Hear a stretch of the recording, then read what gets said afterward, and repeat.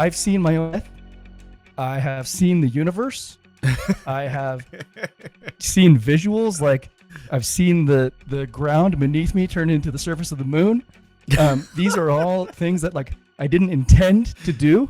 I didn't search for that, but in doing psilocybin, I found it, and that's cool.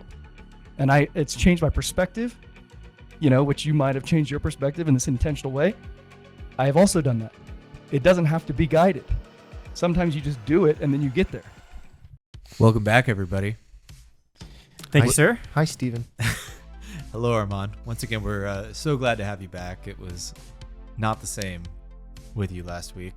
And what is it that you were doing last week while we were talking about Nick's glucose monitor?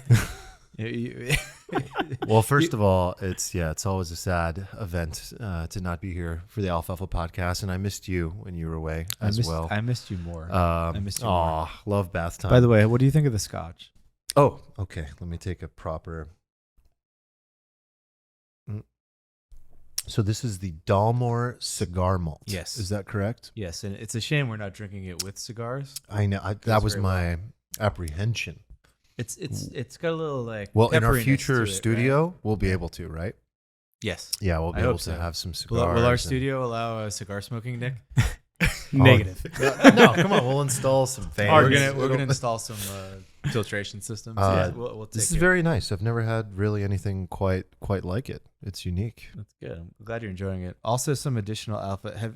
Have you guys ever tried limoncello LaCroix? I think I did once, and it tasted like alcohol, and I got thrown off. It tastes so good. Is it good?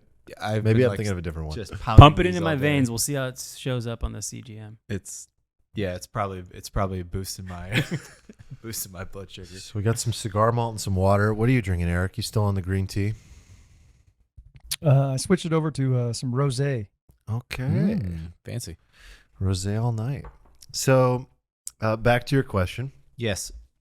So you were in Mexico last week, and you sent us some absolutely euphoric text messages, and you really captivated me with these text messages. You did a bit of a spiritual journey with a substance of Mother Earth, and I would like to dig more into it because I was intrigued.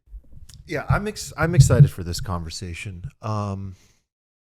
I think it's really important, and for whatever reason, this theme of psychedelics keeps coming up in our community and the community of society at large. Things really seem to be changing. So I hope that this episode serves as a resource for a lot of people who have similar questions to the ones that we have, and the experiences that we've all had to a certain degree that we can share. So I was in Zihuatanejo, Mexico, which, fun fact, Carne Asada Chris let me know that at the end of the movie Shawshank Redemption, actually in the middle of the movie, when Tim Robbins and Morgan Freeman are like dreaming of where they want to go when they escape and get out. Spoiler alert, if you haven't seen one of the... I mean, Too soon, man. Too soon. I mean, it's literally the greatest movie of all time, I'm pretty sure. So Tim Robbins goes, that's where I want to go. I want to go to Zihuatanejo, Mexico, and their plan is to meet there. So at the end of the movie, the beach scene is there. And I didn't realize this, and it is a beautiful, very special place along the coast, along the Pacific coast of Mexico, small town, and it was absolutely magical. So that's where I just got back from, and this was not only at all for that. In fact, I did not know really that this was going to be a major theme of the week. This was a retreat. Wait, can I ask you a quick question? Yeah. You're a self-proclaimed Illuminati, right? No way. God, you just triggered him with that. Yeah. Not at all. Not at all. How does this compare to present day and previous day Tulum? Is it the same? Different? It's not even Not any. even No, apples, it's not. oranges? It's not even anything even like old Tulum. It would be like before anything was built. Like really, we're talking about a small, authentic town of mostly locals with a ton of beautiful beach area, and it's particularly well known for its surfing. So a lot of people surf, and it's just where the jungle meets the ocean. So there's It's not a bagatelle there. No. There's absolutely nothing like that there. So here's where I'll kick off. So I did a psilocybin magic mushroom ceremony. And the first thing I wanted to open up with is that I learned many things, but one of the most important things that I learned is that these tools, which you can look at them that way, magic mushrooms, psilocybin, these psychedelics must be treated with utmost respect. They are very powerful, very, very, very powerful. That cannot be understated. And most people do this stuff recreationally. We all know that. That's like most of the conversation is around that. So for me personally, and I'm going to be looking at some of the notes that I have just as a note, if you're wondering why I'm looking at my phone, because there's a lot that I think is very important around all of this. So I personally have waited my whole life to do this. And I've done mushrooms, but I've always been very apprehensive because I wanted to make sure that when I really do a proper dose, a full dose, and really go into a full journey and an experience, that it's done at the right time with the right people in the right place. Because I'm very sensitive to all these various inputs, whether it be cannabis or mushrooms or even alcohol. I'm a deep thinking person, as maybe you might have noticed on this podcast. And I also tend to be an extractor.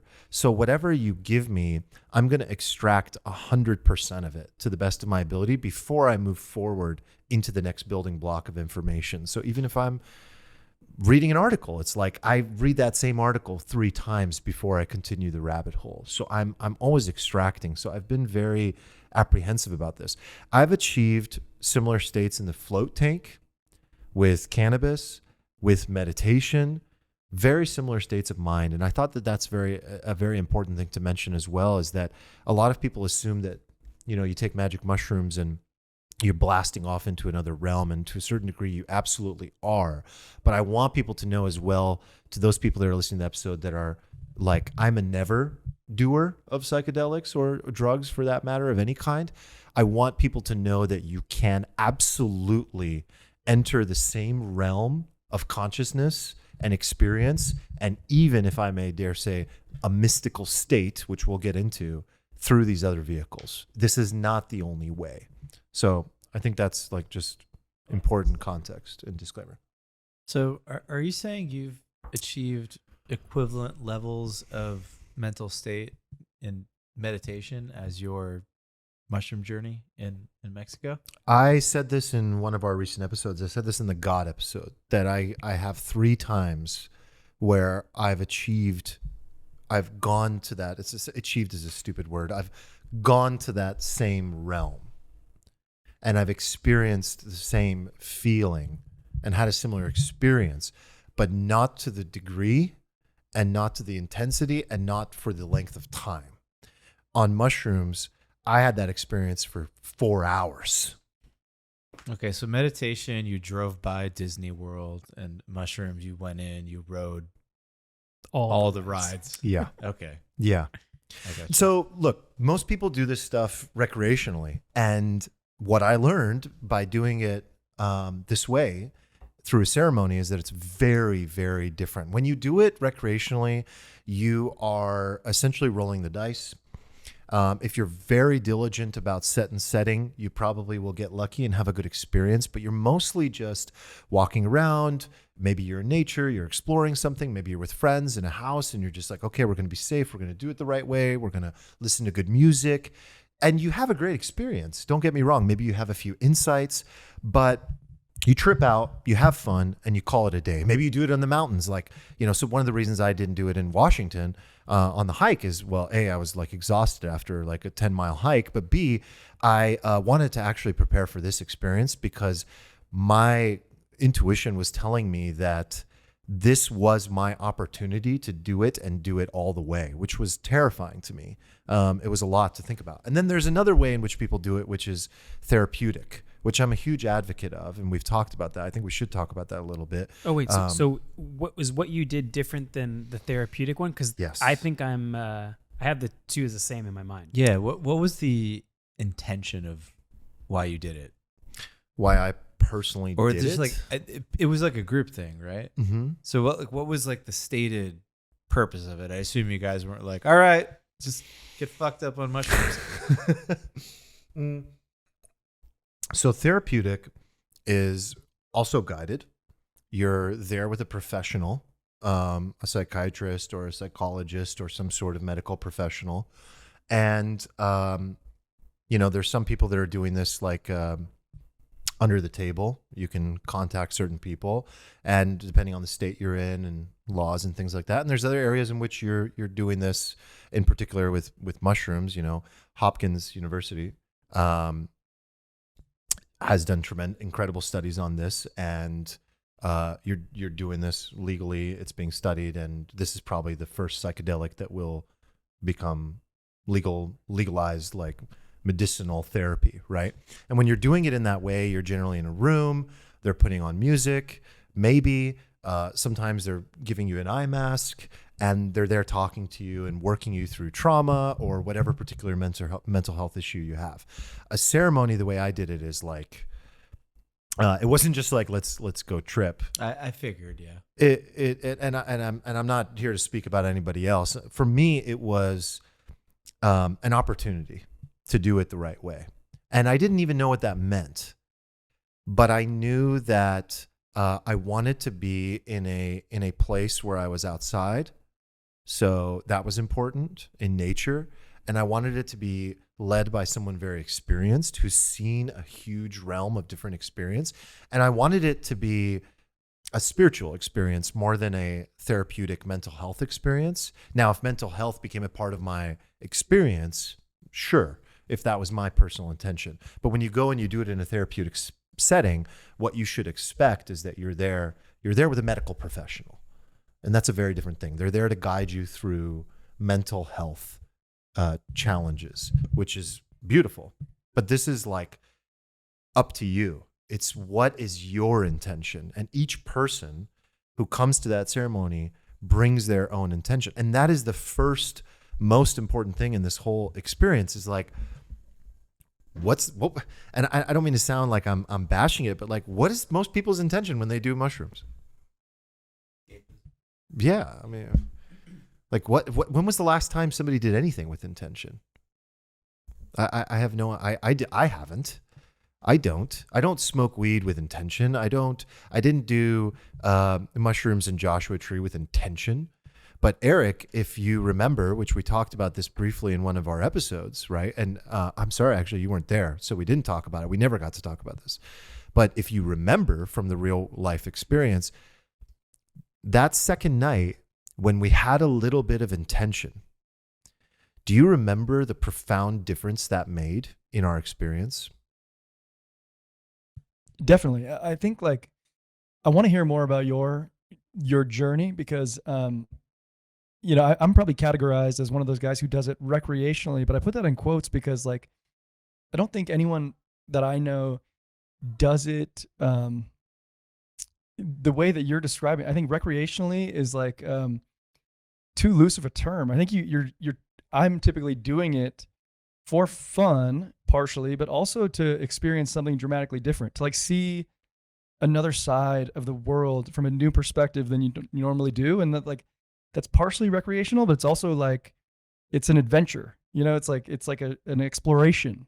So it's like different than recreating, like I'm not like going out on a boat on the lake drinking White Claws and like like wakeboarding or something. It's a different thing. Like I think you're poo-pooing how other people use it, and you're just anointing your experience as this like way better thing than everybody else. And it's like, I think it's to each their own, how people experience this drug is it can be done intentionally, or you can find really cool shit in unintentional ways as well. But what would be the purpose of that? Just to have a good time and to find really cool shit? No, to explore, my friend, to explore.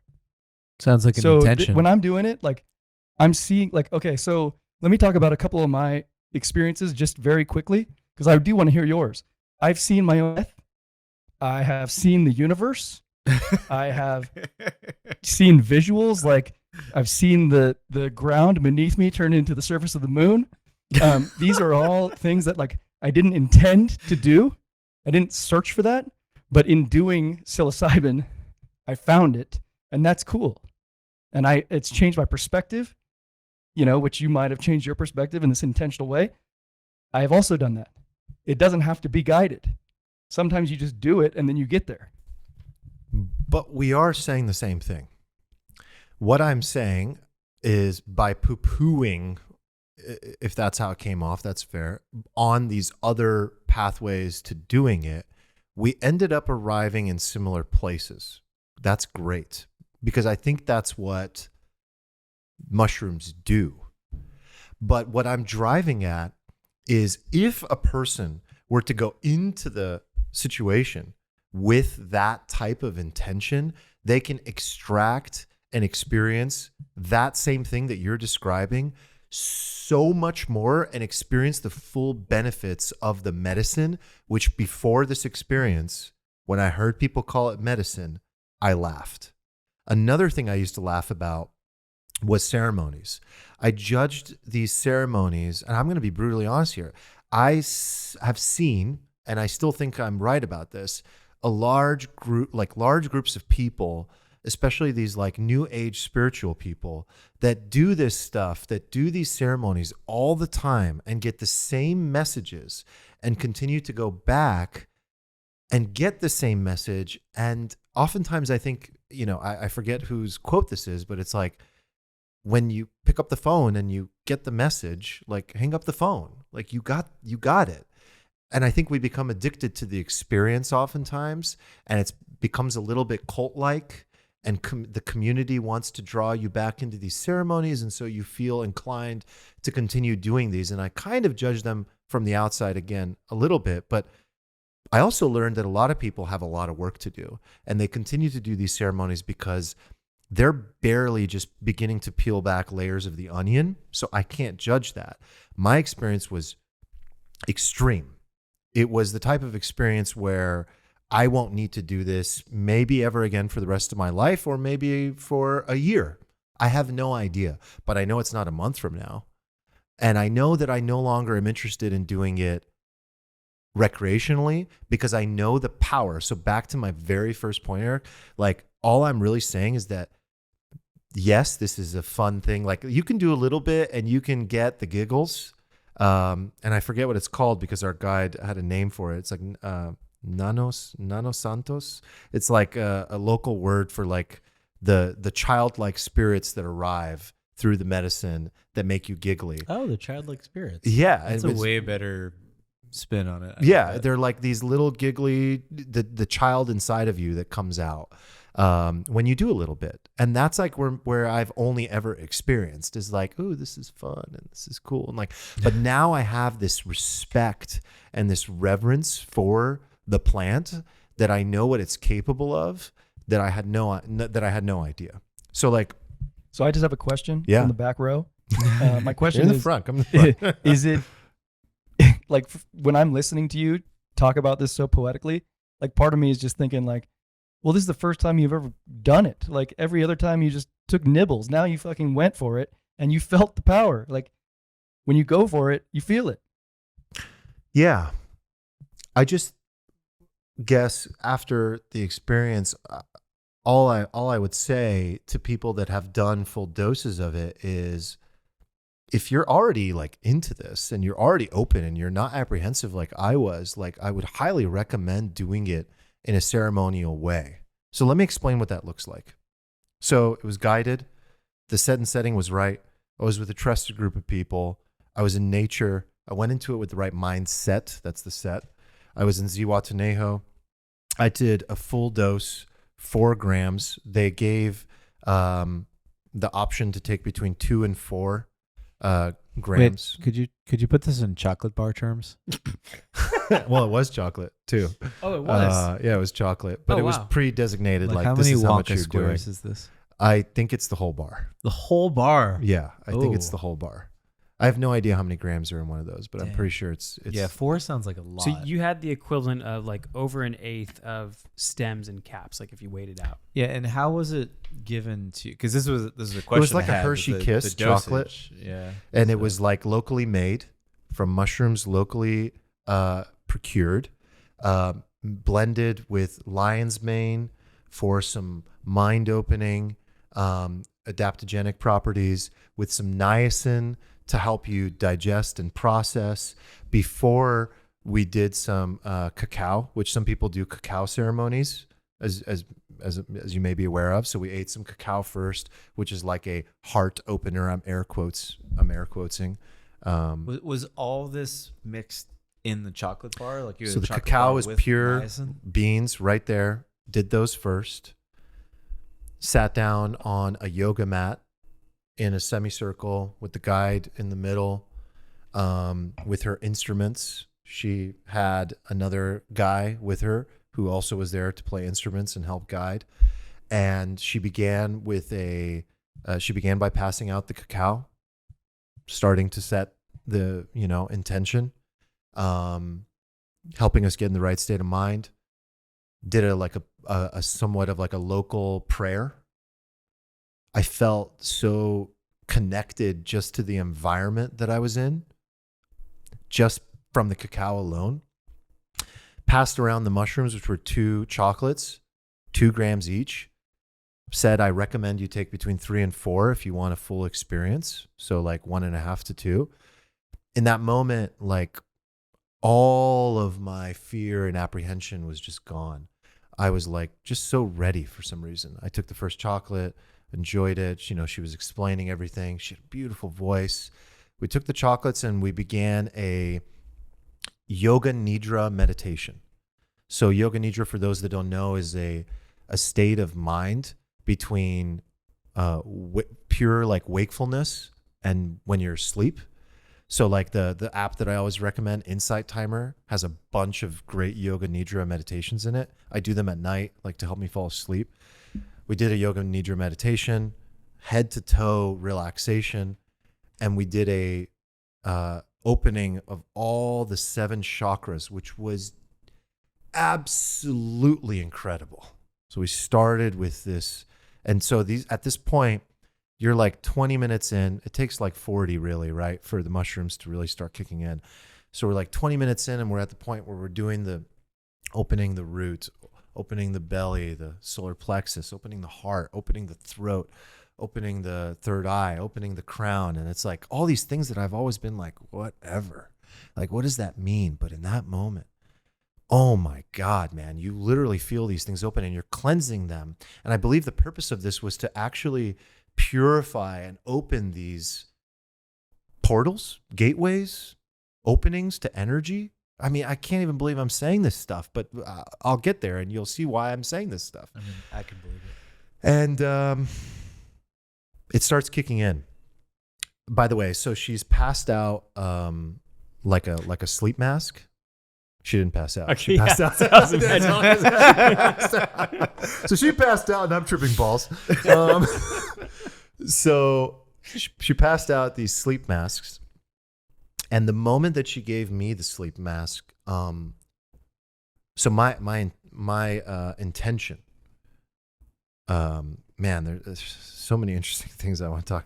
So she passed out the sleep mask, and one of the kind of like intuitive feelings I had was that I needed to wear this sleep mask for the majority of the experience. I ended up wearing it for 4 hours straight, which yes, which no one else did, and I don't know why. I guess it's again back to like the apprehension and wanting to do it and go all the way. And like, this is like the old, I believe it was like Terrence McKenna. Like, if you want to find God, do 4 grams, do a full dose of mushrooms with a blindfold. I mean, with an eye mask on. And so Is that a real quote? she said, if you would like to have, she said, this mushroom that I'm giving you is locally grown and I made it and all this stuff. And if you would like to have a more intellectual experience, keep your eye mask on. If you would like to think and explore, if you'd like to explore more outwardly, more physically, take it off and choose your own adventure. So like we're under a palapa, we're next to the beach. It's one of the most beautiful beaches I've seen in my life. So if you wanted to, you could take it off, you could go explore, you could look at the plants, you could do whatever you wanted. I decided to stay with her the whole time. So we do the yoga nidra. And guys, please like literally feel free to interject stories or questions or whatever. I'm just excited. I'm going to keep going. And she has this like array of instruments in front of her. And she has this incredible voice and she's singing in like, I don't even know what language she was even saying things in. It wasn't Spanish. It was just ancient. She actually said the name of the tribe from that area that wasn't like the Inca. It was something specifically to that area of Mexico. I wish I'd written it down. I'll get it from her. And she was singing and she eventually picks up the first instrument. And at this point, the mushrooms have kicked in, but I don't know it yet. But they're fully in my body. And she grabs this beautiful instrument. And I didn't realize this, but basically my experience was all of a sudden I heard a sound. And I hear this sound, and I couldn't tell if the sound was coming from outside of me or inside of me. I literally had a moment, I had a long moment, where all I thought about was, is this coming from my brain? Or is this the woman playing the sound? And I started to disassociate and lose my sense of body, and the music was blending with my body, and my body was blending with the music and the environment and the wind and the ocean sound. And then I'm just starting to be gone. And she starts to sing. And the first portion of my experience was suddenly like this, like just boom, so fast and so hard. I've never thought about any of these things before in my life. All of a sudden, all these people, these ancient people from that land entered my psyche. No. And they were there to help facilitate the experience. Like they were talking to you, or you saw they them? were just there. They were there. Felt their presence? I felt their presence. These were like the people who discovered this medicine, who made this moment possible. It was like her lineage of ancestors, of teachers who taught her mom and her mom's mom and her mom's mom and her mom's mom how to share this experience with people, how to facilitate. This is why I realized so deep. I'm like, fuck. Well, not fuck the therapeutic experience, like, because I don't want to go there, because that is something maybe I also want to try that has its own purpose. Dude, this plant, I believe, is meant to be experienced this way. It is of that land. It is something that has thousands of years of tradition behind it. And when you go and you experience it in that way, you tap into something. You tap into that energy of what that was. I mean, they arrived and I was just like in deep fucking gratitude like I've never felt in my life. Like, thank you for letting me be here. Thank you for letting me experience this. Thank you for the opportunity. Thank you to this beautiful woman for facilitating this experience with her beautiful voice and her beautiful energy. And like, that was like a huge part of my first experience, was like, I was just like flooded with gratitude for so long. Do you ever stop to think that this just grows out of cow shit? It does. It's just It does. fucking poison. It's just the stupidest thing. I'm actually sorry you feel that way. It's all that you said, but it's also fucking stupid. Like, we eat cow shit, growth, fungus, Eric, and then doesn't everything grow out of cow shit? It's fertilizer. Yeah, in that sense. So yeah. in Food of the Gods, he talks about that like deeply. He talks about the symbiotic relationship that human beings had with cows and the plant and this fungus, the mushroom, the magic mushroom. And scientists are split on this idea of like, was it our ability to cook food that expanded our brains, or was it mushrooms that expanded our brains and our intellect and our consciousness that allowed for us to accomplish so many of these things? So while it's like dumb and yeah, it came from cow shit, it actually might be the origin of why we are conscious sentient beings at all. So I think that's pretty fucking profound. I think there's something poetic about the fact that from this discarded excrement, of the cow, comes your spiritual experience. It's kind of It's crazy. Why is it there? It's beautiful. Why is it there? Why? I mean, that's a great question. Did you hear about the history of this? Because it sounded like your guide was a descendant of the area, right? Yeah. So did you do something that was identical to what people did like hundreds, thousands of years ago, or was this like where does this go back to as far as you understand it? I don't know. I tried to look that up. I'm And I trying to don't look know up if the we'll tribe ever as know. you've been talking, by the way. If you say it, I'll know right away. But it's like Michoacan is like what's Imagine on the that tip of my first tongue. ancestor, the first guy that went to the fucking cow shit, the first guy that was like, you know what? I'm going to eat this. I'm going to eat this. And all of his buddies are like, you idiot. Like, don't do that. Don't eat the cow shit. Whoops. And this was the birth. This was the birth of, human consciousness. Yeah, or and apparently sentience. we're not the only mammals that are, into it and seek hallucinogenic, experiences like chimpanzees, butterflies. Wait, butterflies? This is all in the Food of the Gods. And again, there is no definitive answer on this stoned ape theory. Like, it could be that mushrooms were the catalyst to consciousness and human evolution. Or it could be that we figured out fire and learned how to cook our meals, and that saved time and energy and, got more fucking could be calories both. in efficiently.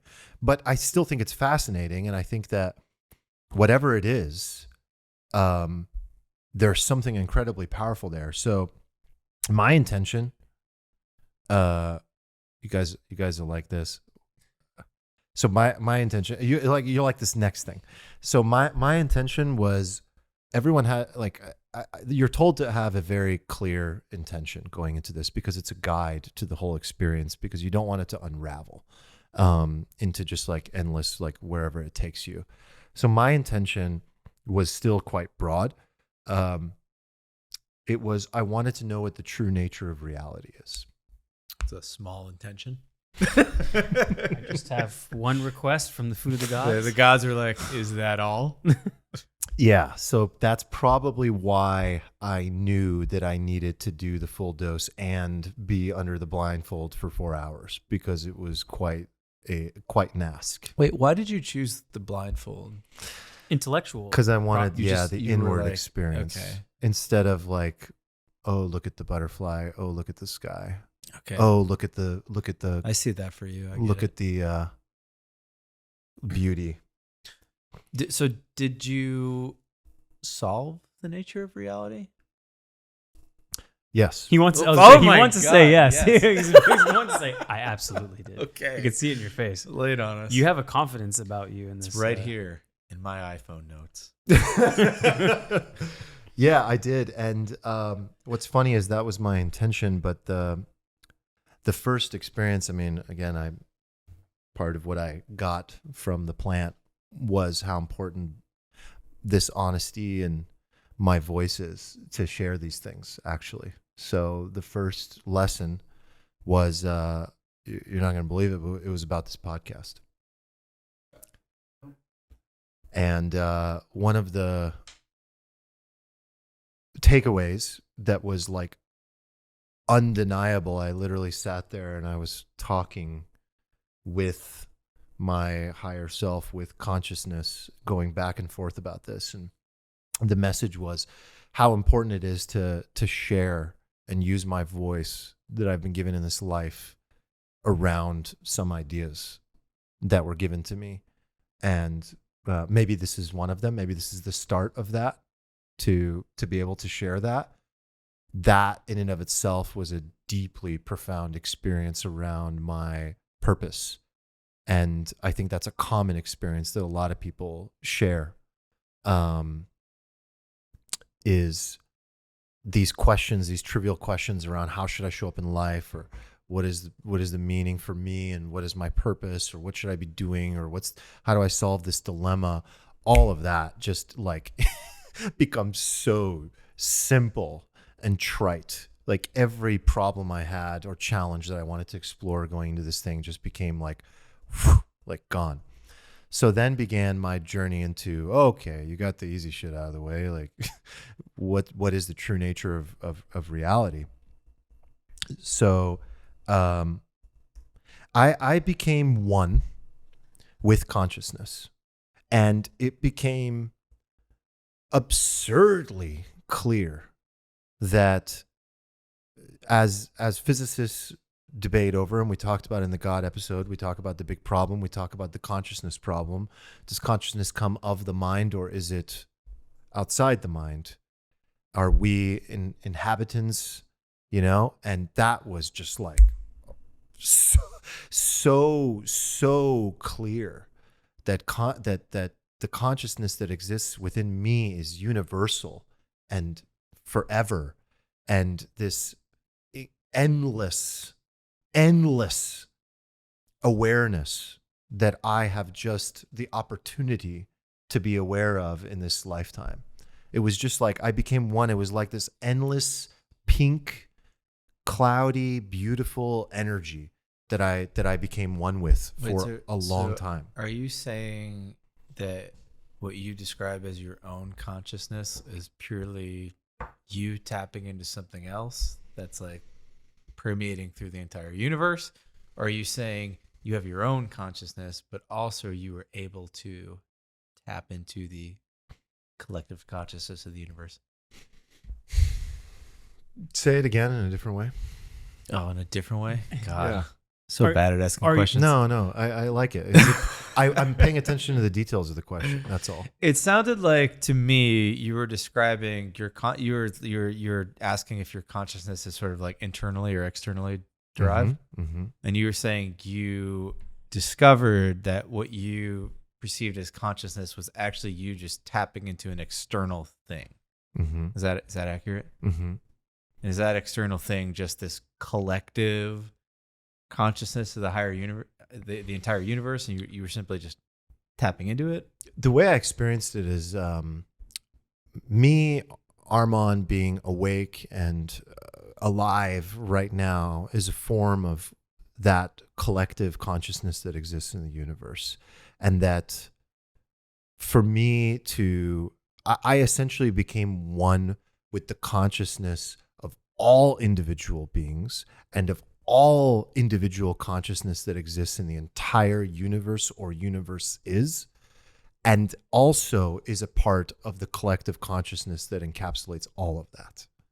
I literally went to the extreme end. I mean, this wasn't just like I snapped my fingers and went there. This was an hour of moving with the music, everything she was saying, going through different emotions and thoughts and ideas and grappling with it to eventually get to the point where I lost. I mean, basically another way to put it is like pure ego dissolution.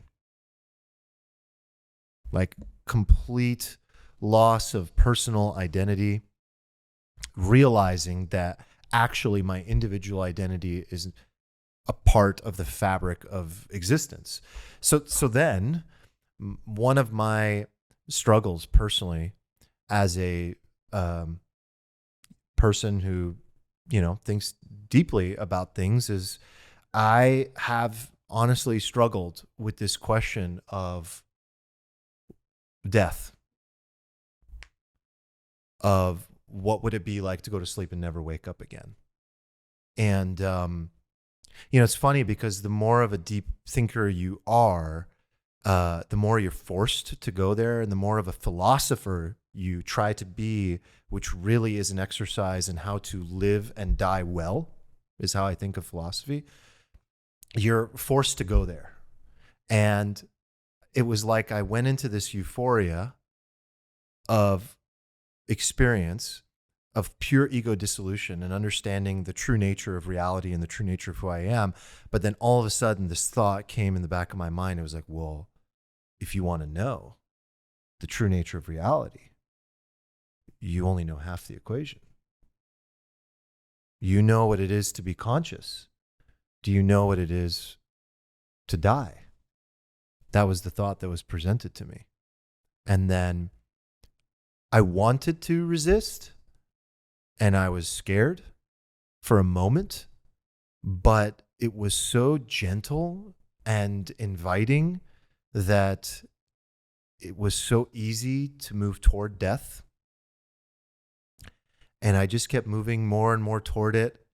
And I had a guide with me. I had my friend with me that I was speaking to throughout parts of the journey and asking him questions. And that's a whole other thing for people that I think they would find really interesting, to be able to connect with loved ones, like really connect. I really, really, really did. And as I moved toward death, which I thought was just going to be this like black, empty hole of nothingness, instead I come to find that it's like this, it just, all of a sudden I was in it. I was the other, it was like a light switch. It was like you're either on or you're off. And it's like it was the paradox. It was like two sides of a coin. And it felt like the most peaceful, abundant, beautiful, endless, deep energy I've ever experienced in my entire life. And the way I experienced it was like the word that came to me because one of the aspects of mystical experience, we can talk about that if you guys want, is one of the things they measure when people do psilocybin or psychedelics of any kind is, did you have a mystical experience? And there's 30 questions that you go through, and there's 4 or 5 factors. I have them written down. And one of them is ineffability, your inability to describe the experience. So at times I was having experiences that are just impossible to put into words. But the word I got for death was, it was like a cosmic ocean. And that what we are in this lifetime is like the experience of a wave that lands on a shore. This is literally what I saw. I saw my life. My life was this wave that landed on the shore of the beach right there. And it was temporary. And then when I'm done, I just go right back into the cosmic ocean. Eric, you were nodding your head. Did you have like a similar type of conclusion or experience when it came to I've been death? nodding my head almost throughout this whole thing because I'm like proud of you for feeling all that. Like I'm happy you went through this. I'm also like noticing so many similarities in my experiences in doing this stuff, and it's like, oh my god! Like, I mean, you said that, it right? brought me You back said to, you had an experience with death, totally, right? and it like I went one layer deeper where it was like, thank God you're the one telling this story because like you're so good at it. This is like something we talked about on Dave Hoffman's balcony one evening. We were like all giving each other compliments of like what we're all good at. And I remember telling Arman that like we can all once we all arrive at the same place, you're so much better at describing and like transferring the knowledge or the experience to somebody else. And like this is a perfect example of that. Like I've experienced so many of these things you're describing, but the way you're telling the story is so much better than the way I would tell it. Well, see, I have no ego anymore about that, where now I've been told by consciousness, by God, literally, again, the dirty word from that episode, but like the way I mean it as this pure, endless, infinite energy, right? I've been told that that's what I'm supposed to do, is like put it into words and like just get it out there. So again, it's like these things of like, oh, none of these like human ego driven things are the same anymore. They're different. So like, I appreciate that, dude. But yet at the same time, it's like, so this is what a couple stats that I think is really interesting about mystical experiences. So mystical experiences are, I mentioned this in that episode that, there's literally like this is empirical science. Like it's measured. There's an MEQ, a mystical experience questionnaire. Yeah. So I already sent the link to Sly. He'll include it in the show notes for people who've ever done psychedelics, and or maybe you were just meditating, and you can look at this questionnaire and you can ask yourself like, cool, did I have a mystical experience? There's 30 questions, 5 points each. I scored 148 out of 150. I did this Humble before brag. I got here. No. It's really, it's really not meant to be that. The only areas I docked intentionally. Like I was just like, okay, let me like dock something. You were here. uncomfortable with your perfect score. Yeah, I was. I truly was. So I docked like that. Because the 5 is like, it's the most of this experience, that you've had. Let me give you some examples. So there's 4 categories, and let me go back really quick. So 2 months after their session, the study on psilocybin says most participants rated their psilocybin. And Nick, if you have more data you want to share that you've been looking up, please jump in. Most participants rated their psilocybin session as among the top 5, 71% of people. The top 5 or single most, 33% said, spiritually significant experience of their lives. It was 2 months after, you said? Yes. I'm 3 days after. So in 2 months, 71% say top 5 and 33% single most significant experience, spiritually significant experience of their lives. And what this measures is how mystical was it? How positive was the mood? How transcendent were you of time and space, and the ineffability of the experience? And the clear thing about mystical experiences is that they have a clear operational definition, and the value of mystical experiences in terms of predicting positive outcomes for people in their lives forever has been empirically demonstrated. So I walked out of this experience, and during the experience, ecstatic, shaking. It was a lot. And one really funny and interesting moment in this journey was after I died. Oh, so I didn't say that. So I didn't just think about By death. the way. Like the voice, which whatever you want to call that, consciousness, said to me is like, look, like your intention was to know the true nature of reality. Like you're here. Do you want to know? But it wasn't like, are you worried? Like, it was just so gentle. It was so gentle. And it just kind of brought me forward, and it was like, yeah, it's okay. Like, come on. You're ready for this. You can do this. And in order to do that, I had to not just think intellectually about what I told you. I had to experience it. I had to become it. So I died.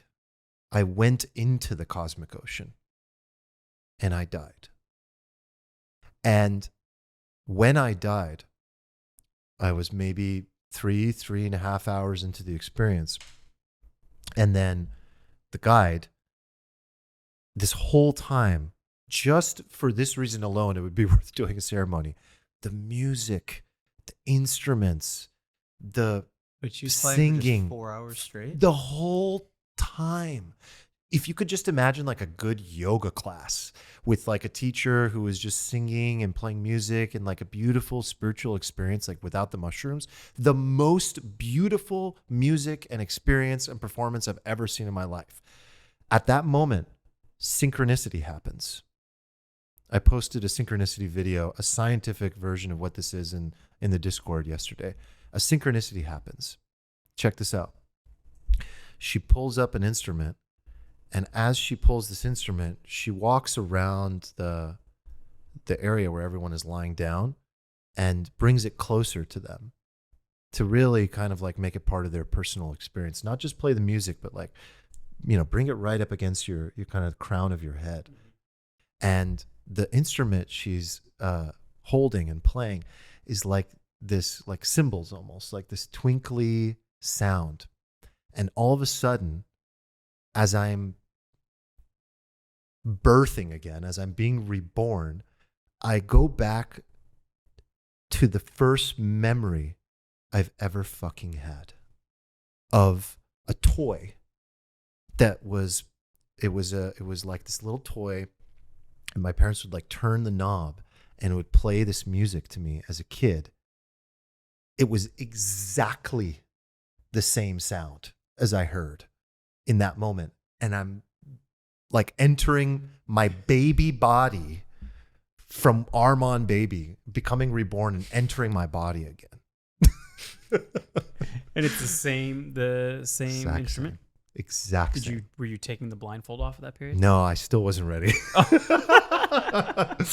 I still wasn't ready. But that was the first time, like a lot, like some people have healing experiences. They cry a lot or things come up for them. My experience wasn't that, but in that moment, it was definitely really touching to be reborn like that. And it was touching. It was a I've had many synchronicities. This was synchronicity level 10. Another thing that I think is really important to mention that is just ineffable and inexplainable is that there was a consciousness. So the other reason that I'm absolutely certain that consciousness exists outside of the brain is that there was a consciousness in the area that existed that I tapped into. I felt what other people were experiencing. There were no words. There was another person in the group, and I felt an energy of a warrior spirit. This person wanted to like Braveheart it.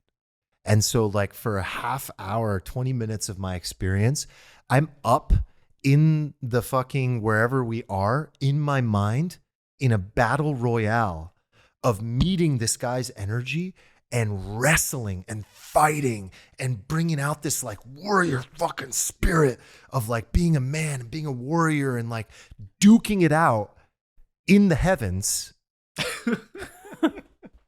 and have no idea this is happening for this person as well. And this happened for many people. And again, Right, so a I don't bunch want of to go people into the there details. Went into a wrestling match with the warrior spirit. Yes. Wow. How do you The same explain that? one? Huh? Is it like the same one? Is it? The same one what? Was it the same spirit you were wrestling? Oh, it was the same experience. Same you experience. had like your own version of Yes. the. Yeah, okay. Yes. But the experience was the same. Yeah. Wild. Steven, I how have do a you- question for you. You've done a lot of these. You've done a lot of psychedelics. Is any of this resonating with you? Do you have like similar experiences, or are you Steven more needs the to go and I think experience. I've done a type lot on of a boat, psychedelics. listening to I've Bruce- probably done Bruce mushrooms Springsteen? like 4 times. Does that qualify as like a lot? The first I time. thought you were. No, I'm not popping these things like candy. Although I like it. I like it. The first time I did mushrooms, I saw colors, which is a big deal for me because I can't see colors, and that was like really trippy to me. I remember looking at like a palm tree, and I was like, "Oh my god, that's green," and it was the first time I ever saw green. And then I That's woke insane. up. I remember waking up the next day and looking outside, and everything looked dead, and I was like very depressed. Everything looked brown. I never realized how brown everything looked until after experiencing everything not brown. So that was a bummer. Are there certain colors or all that? I don't know because I don't have your frame of reference. I only know about what you see from what you tell me. Like I've never done a controlled experiment where like I see color and then I go back to my brain where I don't see color. I just only know what I see about the world, you know? for all I know, your orange is my blue, and I have no idea. I have no idea. But I thought that was like really interesting to me. That and the experience of like driving down the highway in an Uber and having like high def vision where I could like look at the car next to me and I could see like the hubcaps like just rotating slowly. I could read like every license plate like on the high, like just I could see everything that was, it was really weird. I could see everything that was happening. And I just had the impression that like there's a lot of data in the world. There's like a lot of stuff happening. There's a lot of sensory experience. And I realize like our brains are designed to filter stuff because if we took it all in, we would just be paralyzed with information. But I think we also close off to a lot of what's happening. And I feel like that ties into meditation because a lot of meditation is about being like present and just simply observing what's happening around you. I've done these experiences where they're like, So Food of the God talks about exactly what Yeah. you just said. Oh, good. Yeah. It's like the brain has learned to tune in to only as much as it can tolerate and handle. And perhaps, well, not perhaps, this is literally the part that's empirical, what we understand about what LSD and psilocybin do to the brain, which they're very, very, very similar. They go through the same journey. The only difference is LSD lasts for 8 hours, whereas psilocybin lasts for like 3 or 4, is that all of that noise shuts down and the openness that is possible to tune into like perhaps the true nature of reality. Some people argue against that. I understand. That's up for debate. But I think that's what people experience and is the consistent result of experience of mystical states when it comes to psilocybin. Is like, the antenna is turning back on and we're tuning into all this data and information that exists that we've been tuning out of for so long. that's good. I have nothing to add to that. I have another a question. lot of I have another question. follow-ups, but I'm going to not. Well, I have another question for Arman. But one is more of just like it's going to be like a handshake about this like idea of ego dissolution. One thing that happened when we were all together, well, Nick wasn't there, but when we were in Joshua Tree, I was going through this like idea of the self, and there's like two selves, and this is like from the Untethered Soul. You have like this self that that you can like touch your arm and you're like, oh, that's my arm. But then you have this like thing inside of you, this consciousness. And I was like asking sort of to the universe or to myself when we were in Joshua Tree, I was like, so which one am I? And I remember a moment where we were probably outside for hours in the same way. But I remember I had to pee and I go into the bathroom and I look in the mirror and I see myself in the mirror, like this guy. And I'm like, oh, that's me? Like, what the fuck? Like, I'm that guy? Like, I felt like I was completely different. I was like this like consciousness, this like being that's like connected with the universe that is like this, all encompassing energy. And then I went to the mirror and I was like, no, you're actually just that guy. And that was weird. Like, that was really weird to me. So that was like, that story was just more of like an acknowledgement of like how I felt similarly to you. But my real question is like, do you feel more certainty now, or do you feel more uncertain after having gone through this experience? Certain about, is there a specific? About everything. I mean, like About when that I go out of it, experience when I and come out of what it, I feel like I understand the universe, but I almost Yeah. feel like I'm so, it's like, what's that, Steven, you'll know this. What's that knowledge curve where you feel like the first book you read, you feel like, oh my God, I'm an expert. about But then like you learn a little more, you're like, Dunning-Kruger. I don't know anything. And then Yeah, you're slowly Dunning-Kruger. like building experience or knowledge. You know what I'm talking about? Yeah, it's Yeah. Dunning-Kruger, right? Yeah, we debate. We kind of went through Yeah, different yeah. versions. So of I that. feel like a bit of Dunning-Kruger when I do these psychedelics. It's like I'm exposed to so much more where it's like, oh my God, I'm lost. Like, but there's a moment where like, oh, that's the universe. But then I'm like, holy shit, I'm lost. I've never felt so certain about something. That's how I feel. About the nature of reality. All of it was the most, and this is actually one of the questions on the mystical questionnaire is like, the level of certainty you personally have around the nature of your experience. I've never experienced anything like that. I think the difference is that, as I said in the beginning, when I've gone to the float tank, I've had wild experiences in the float tank. I've had wild experiences meditating, in particular those 3 times where I just blasted off. But they were glimpses. And what this provided was like a direct channel. Just, there was no friction to the source. It was just, boom, I'm there. I'm in it. I'm bathing in it. I'm there. It is undeniable. And that's really good for me. I don't want to speak for everybody. That's really good for me. For a person who explores really intensely deep ideas about existence, I think to experience something so profound is really good for people. And I know for sure that this is like a timestamp on the rest of my life. Another experience I had was that I imagined, so I've mentioned on the podcast recently that I'm expecting a baby girl, and I had a vision and an experience of being with her back there at that ceremony after years of telling her about that ceremony and sharing that ceremony with her. And the guide that was there as well, older. And I told her this after the ceremony too. I was like, maybe it's you. We'll see. It might happen to be you. And I went through this whole experience of watching my daughter go through that same, like, that's the level of certainty and how profound this has been for me personally. Like, I would say there's another really important thing to mention here. The depth of like, I've always said that I'm a spiritual person, but I don't fall into any buckets of like how people think about these things. And we talked about this on the God episode a little bit. I also talked about like Spinoza's God and how pantheism is the closest thing that I've ever come to like God. But now I experienced it.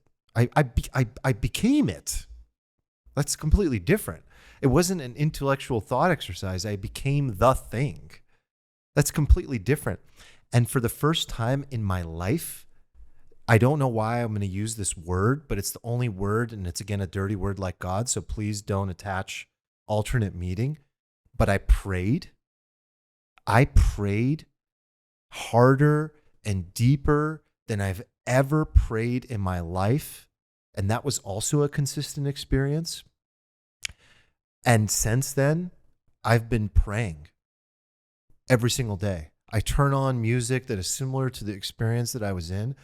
And it's like this deep, deep reverence, this respect for what I am and what I connect it to. That's the only way I can explain it is like, cause I've watched, like, you look at like an image of prayer, right? Like in the Eastern world or in the Western world, or you look at like church or how people pray, like they go like this, or they put their hands up, or they get on their knees and they put their hands together. Like, I was doing all these things during the ceremony that I've never done in my life before. I had my hands like this on my third eye, and I didn't even know why it was there. I didn't know I was there. I was just doing it. I was just like, oh my God, oh my God, oh my God. And it was just like flowing through me like uncontrollably. Like, what are you supposed to do with that when you experience it to that degree and you can't help it? Like, that's the only reason I'm sharing this stuff, is like, it was so real. You know, it's like, it was just undeniable. And so I didn't even know what it meant to be spiritual, I guess, to the degree that I understand it for me now, is what I would say. And I would definitely say that I'm now an advocate for this opportunity in medicine. I think it can be really healing and enlightening and helpful for a lot of people. I think a lot of people are deeply asleep, and this can really help set certain people in the right direction. It can be a profound experience, as the studies show, for sure. Yeah. Damn. So do you have anything to add there? 'Cause Well, I was just curious, like, I'm going to close out some resources people who for people. are listening. Like, if someone doesn't know anything about this, doesn't hasn't even played around with this, what would you, beyond the like experience itself, like what would you tell them, or like the benefits? Like, why would they want to go do this? Is it to feel some deeper kind of spiritual feeling? Is it like other like long-term benefits that you think they would get from it? Like, what would be the draw for someone to try it out? Well, beyond what I've mentioned, I think that I can only point to, I don't know about the long-term benefits because I'm only a few days out. So that's what I know so far. But when I look at the psilocybin studies and I see in 2 months for 71% of people, it's like a top 5 life experience, and that their openness from a psychological perspective is higher, their creativity is higher, their fear of death is removed, they're healthier and more conscious of how they're treating their bodies. They're more aware of how they're treating the environment and the planet. That's a whole segment of my experience that I'm leaving out. I tapped into, for the first time in my life, why the environment matters. And I didn't care really too much about this stuff before, to be completely honest with you. It was all an intellectual masturbation about what's right and what's wrong. And in that moment, I realized like all excess is greed, and human beings on this planet are in a symbiotic relationship with the planet, and we need the planet, but we only need it to the degree in which we need to extract the resources we need to live an appropriate life, but that all excess beyond that is disgusting. And I felt that disgusting nature of consumption to a degree that I've never felt in my life before. So that was another thing. And I think just being able to walk out with a sense of inner peace and calm and non-reactivity, and taking all of these things that seemed important before doing the ceremony that I would stress about, that are now like quite trivial. I think there's an endless number of benefits, and each person chooses their own journey based on their intention. And one thing I got out of it is that some people need more than 1 or 7 to really do the work, because there's a lot of work to do for some people. And so each time you can show up with a different intention. I'll mention a few. You're kind of driving toward resources. So before the ceremony, I came across this book. It just happened to be there, called Consciousness Medicine by Francois Bourzat. We'll include it in the show notes. Thank God, because there were a series of questions around intention and how to mentally prepare for the ceremony. That was tremendously helpful. And then afterward, my afterglow lasted for a long time. I actually had, the only challenge I had was after the ceremony. I was so out there that coming down was hard. And like reintegrating, Yes. or the come down? Yes, both of those things. Like once I took the eye mask off and I tried to reintegrate and talk to people, it was really hard. It was hard, man. It was hard to put words together. I had a lot of energy in my body and I couldn't quite put my thoughts together because they were so extreme. Like this is honestly the first time I'm really getting a chance to put the thoughts, like turn these experiences into words. So thank you guys.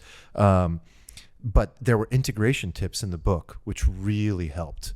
Okay, what type of experience did you have? Did you have an experience of healing? Did you have an experience of ego dissolution? So I went to the ego dissolution section, and there were all these tips for what to do to properly integrate and turn the experience into lasting change, into your being based on the experience. So I highly recommend that. Michael Pollan's documentary on Netflix is a must-watch. How to Change Your Mind, in particular the psilocybin episode. And then I mentioned Food of the Gods, and the Mystical Experience Questionnaire. So, yeah. I'm looking at this book now. It's good. It was just what I needed, and it Little landed there short at the book? right time. It's one of those books you don't need to read front to back. You just kind of go to the section that's relevant and kind of choose based on the experience. So I feel like there's a lot of people that would be intrigued by this now, and I would still go back to my original point of like treat it with respect, and it's very powerful, and just make sure you kind of go into it with some good setting and intention, you know. Yeah. That was wild. Thank you. Yeah, lovely. I hope it was useful in some way. I Yes. mean, I was rather captivated by it. Made me want to book a flight to Mexico, honestly. I'll be totally honest with you, Steven. I know you really well at this point. I think all four of us would like really, really enjoy an experience like that, and we'd never be the same. But in particular, I think of you. You would all enjoy if I had a. I think you're. You need this. I think you're the most open and likely to have a level of experience as I had, just knowing you. I think everyone would have a very different experience, as they should, and it would give them what they need. It doesn't give you what you want; it gives you what you need. That was a thing in the consciousness medicine book, you know, faith, surrender, awe, and acceptance, like curiosity and acceptance. That's the motto when you go into this. Very important, very important. But I feel like you would really enjoy to a level that a lot of people like. Yeah, you'd walk out with some insights for sure. All right. Noted. Book a flight. For anyone that's curious, like, yeah, hop in the Discord and ask your questions, and let's keep talking. And I'd be happy to. I think this is okay to connect with the guide, the facilitator. What's our Discord at alfalfapod.com? Alfalfapod.com. Alfalfapod.com. Yes, that's what it is. If you're not already in there, alfalfapod.com. Hop in the lounge or the life channel and tag me. And yeah, if anybody would like to connect with, or in particular, I think it's good to go as group. Private group, I believe, is all she really does. So, yeah. All right. Rad. Thank you for that. Thank you, Arman. Awesome, Yeah. dude. Feels Great weird story. going on a Thanks for sharing whole that. psychedelic monologue, but hope it was useful. All right, guys. Until next time. Until Next see time. you. I guess it's post-merge already by the time It's people gonna are be listening post to this, huh? merge, post Eric marriage. Oh my It's gonna be a lot God. of Whole new things worlds. happening. All right. We love you I'll guys. see you guys in the shared consciousness. New channel. Peace. Peace.